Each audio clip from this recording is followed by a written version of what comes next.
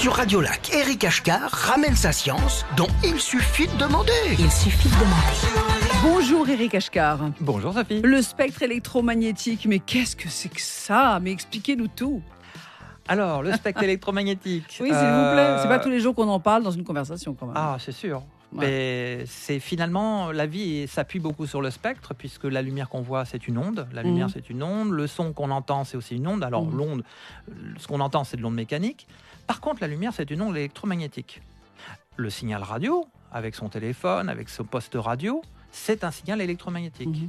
Quand on va faire une radio à l'hôpital, c'est des rayons X, c'est une onde électromagnétique. Aussi, d'accord. Quand on excite des atomes et quand on les casse dans les centrales nucléaires, on va générer des rayons gamma. C'est une onde électromagnétique. Ok. Donc, en fait, qu'est-ce que c'est qu'une onde électromagnétique? Une onde électromagnétique, c'est en fait un phénomène vibratoire, ondulatoire, c'est-à-dire c'est un champ magnétique et électrique qui vont vibrer en fonction du temps à une certaine vitesse, une certaine fréquence. Plus la fréquence va être élevée, plus l'onde va être énergétique. Alors, dans le spectre, on va les décrire. On va commencer par les ondes radio, qui sont des ondes relativement longues.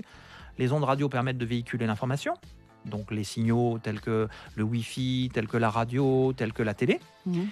Ensuite, on va approcher dans le spectre, on va avoir les infrarouges, qui sont des ondes un peu plus courtes et donc des fréquences plus élevées que les ondes radio. Donc les infrarouges, c'est ce qu'on va ressentir la chaleur.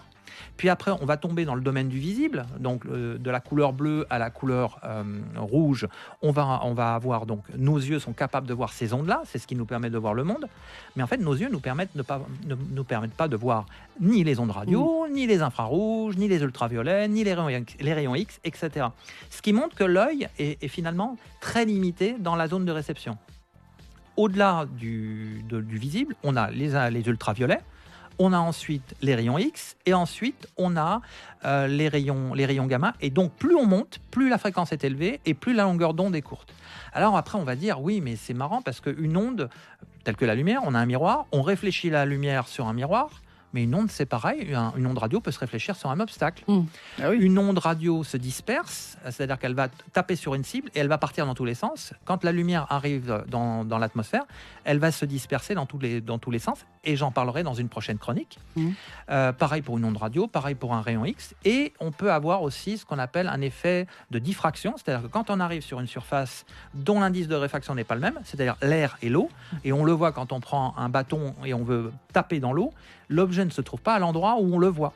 Donc, il y a un phénomène de diffraction. Les ondes radio, les rayons X, toutes les ondes sont sujettes au phénomène de réflexion, diffraction, dispersion. C'est ça qui est intéressant parce qu'on retrouve finalement tous les mêmes phénomènes, quelles que soient les ondes.